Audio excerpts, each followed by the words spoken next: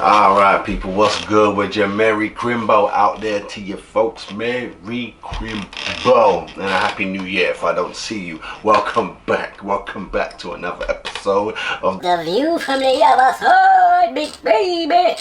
Ho, ho, ho. Yeah. Alright people, so you know what it is, man. I ain't gonna waste no time. Intro. So try to imagine how I feel when I see you in those high heels, looking ideal. And I know that you got a boyfriend. And tell him if you don't, then I will, cause I will. And I know that it's wrong.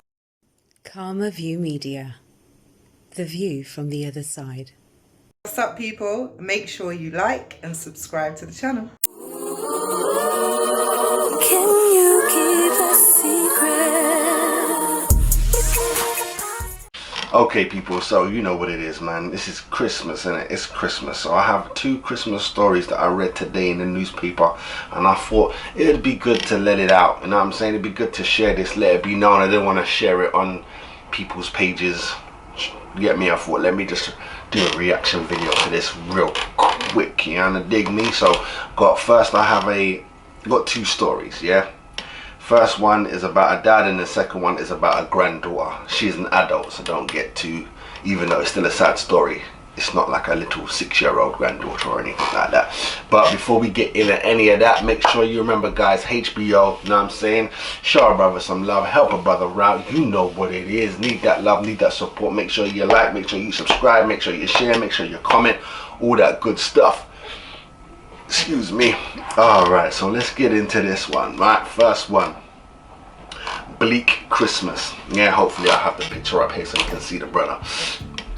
A bleak Christmas. I was forced to tell my kids I can't afford Christmas presents or a tree. You know what I'm saying? Their response left me heartbroken. Of course it would. It would to any father, you know what I'm saying?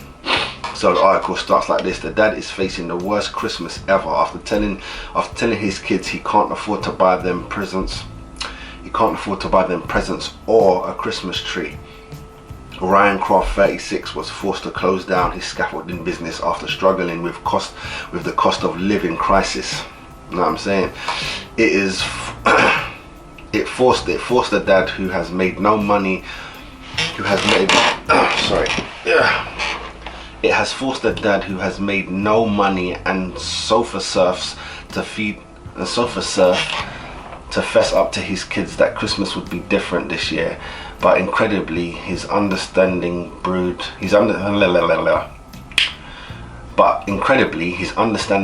told him it don't matter as long as we have each other for Christmas.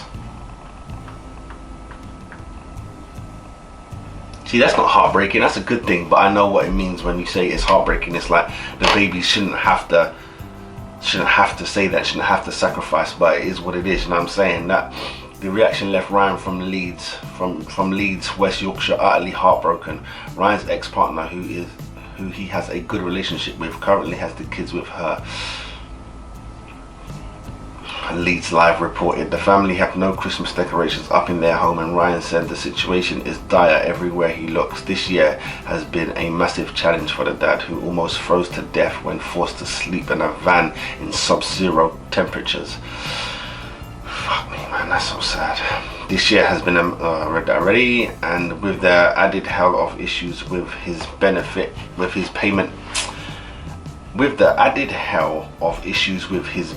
payments, Ryan said he is struggling. He even knows people who have been forced to shoplift just to put food on the table. And Ryan added, it is desperate times. You know what I'm saying? It's supposed to be time to celebrate and family, and it is not. Sad, man. Sad. I don't know what to say about that. You know what I'm saying? It is hard times. It is hard times out there, man. That means you have to shut down your business and all that craziness. Alright, let's move into the second story. This one here is about an NHS worker. Yeah? I'm an NHS worker. The council is kicking me out of my house. I am going to be homeless in days. It's devastating. Now, I can say this one here I related to, not because she's an NHS worker, but when we dig into the story, you're going to see what I'm talking about. A grieving young NHS worker says she's facing being made homeless in days because the council is kicking her out of her home she shared with her gran. Chloe Boyle, 21, has lived at the property for 2 years after her gran was diagnosed with cancer just a short time after her mum passed in July 2020. In July 2020, she became her gran's main carer after moving into the house to help her go through her chemo, surgeries and numerous other treatments. Her gran had planned to put Chloe's name on the tenancy agreement. Her gran had planned to put Chloe on the tenancy agreement with West Council to make things official, but her condition rapidly deteriorated and she tragically passed away on her 72nd birthday in November. Before the tenancy document could be updated in her name, Chloe says she faced being made homeless after the council rejected her appeal to let her stay and urged her to clear out her belongings by January the 9th, 2023. Chloe told the Scottish Sun that she has been left heartbroken by the situation and is now struggling to cope. She says, "It is so cruel that they're doing this to me. They're going to make me homeless and just to give my home to another homeless person." The first time they came back, they said that the evidence didn't show that I had stayed there for over 12 months, but that's not true because the letters that I have sent and the parcels that I have bought show at least a year and a half. I've even had letters that received from my work a year and a half ago, but they still didn't prove it. You know what I'm saying? I just really can't cope. I had bad mental health. I have bad mental health as it is without losing my mum and gran. This has just made my life 10 times worse. I'm going to be kicked out of my gran's house and lose all her things and lose everything from her. It's just heartbreaking. I've been coping better the last few weeks purely because I've been surrounded by her things and felt her near. But the fact that they're taking it away in 2 weeks is just devastating. Chloe says that she has provided the council with numerous documents and evidence that she has been living with her gran for the 2 years. This includes a letter from her work, her doctor, her neighbours, and even parcels she has ordered online when she even enlisted local council William Boyle to help. Is that her? Is that her family member? That's the same last name, right? But Chloe says the evidence was rejected and she was told she needs to move out just days into the new year. I was keeping down a full-time job with the NHS and I was looking after her. No one's head was in the right frame of mind to add me to the rent books. My gran just deteriorated so quickly. She passed away on the 9th of November, which was actually her birthday, and that's a day before my birthday. R.I.P. gran, man. That's so sad. By then it was too late to put my name on the rent books or do anything. At that time our heads wasn't in the right frame of mind because we found out she only had weeks to go. I put in an appeal to the council because I had been living with her for 2 years. I gave them lots of evidence, including a letter from my doctors, a letter from my gran's Marie care nurses. Even the neighbours have written letters to say I have been staying with her. I even had local council trying to fight the case for me, but the council basically just said no. They told the councillor on Monday that I'm not getting the house because of the council rules and that I need to have it cleared out by the 9th of January. They actually stated in the email to them that gives me plenty of time to clear the house, but I have a full-time job in the NHS. They don't shut during Christmas and New Year. I don't get 2 weeks off like everyone else, so I don't have enough time to clear a full house. Chloe told how the impact have a massive impact on her mental health, and she is now struggling to cope with the thought that she could lose what little she has left of her gran. As she works for the NHS, which is facing a staff crisis, Chloe explains that she is consistently stressed between her workload and her home situation. She said, I've had to ask for a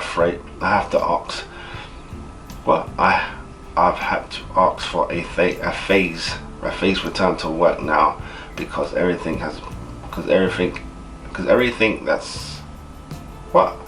I've had to ask for a phase I had to ask for a phased return to work now because everything that's going on, I don't know what that means.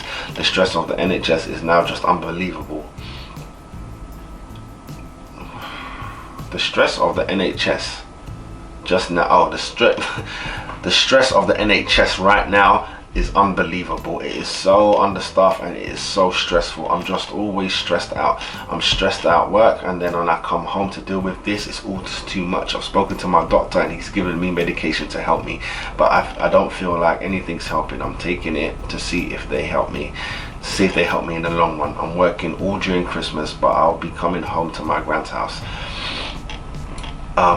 A council spokesman said, in line with the Scottish Government legislation, anyone seeking succession rights on a council home must register with the council and noted on the tenancy 12 months prior to the death of the tenant.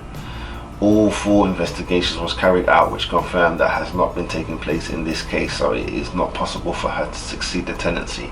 With a huge demand for council homes in Scotland, it's essential that we ensure that all our homes are allocated on a fair, equitable and transparent way. We have offered to meet with her to discuss her rehousing options and hopefully find a solution going forward.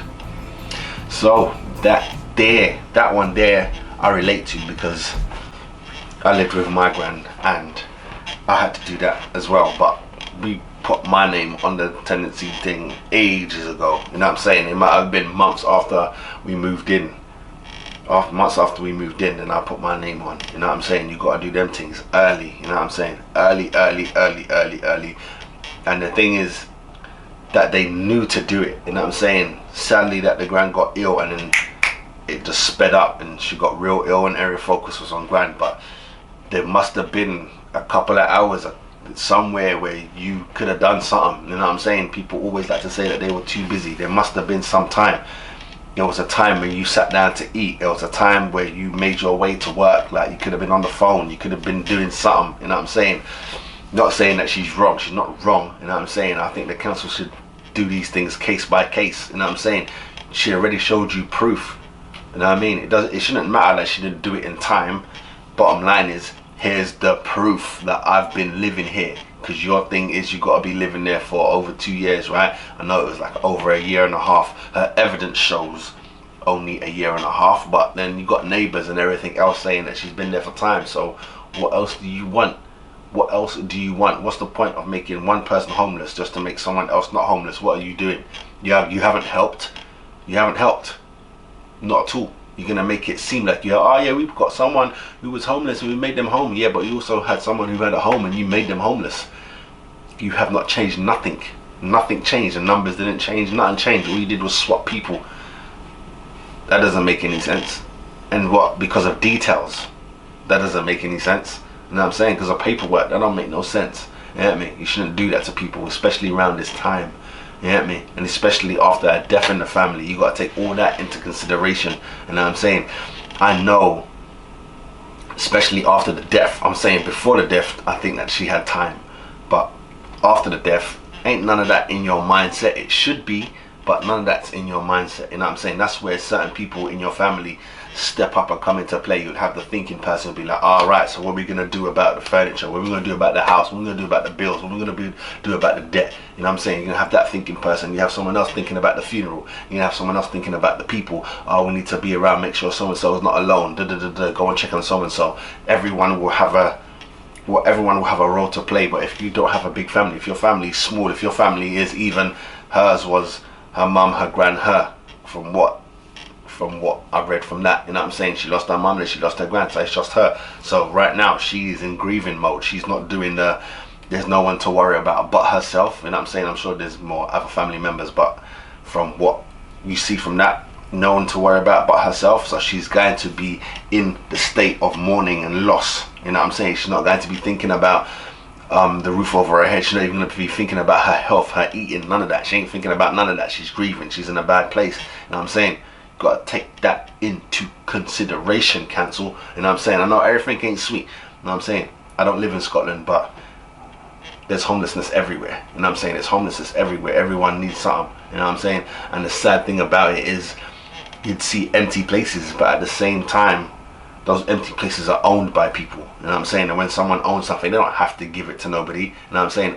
Every time you see a flat with no one in it, that don't mean that the council owns it or the council has a right to rent it out. You know what I'm saying? That will take the private landlord to give those rights over to the council, and the council have to, you know, sweat money and make sure they get their P. It doesn't work like, well, that place is empty, or I'm with the council and my next door neighbor, there's no one living there because they moved out. Why can't someone just move in there? Because maybe someone else owns that. You know what I'm saying? It's different. You can't just be, excuse me, you can't just be seeing things and then it is what it is because of the situation that you know of. It don't work like that. Life is very hard, very difficult, many layers to many things. You know what I'm saying? But at the same time, come on, council, come on now. You don't remove someone. You don't make no sense. It's not like it's not like rent ain't being paid. It's not like she's a bad tenant. You're only removing her because her name just happened to not be on the tenancy, but you know that she lived there. She got evidence for it.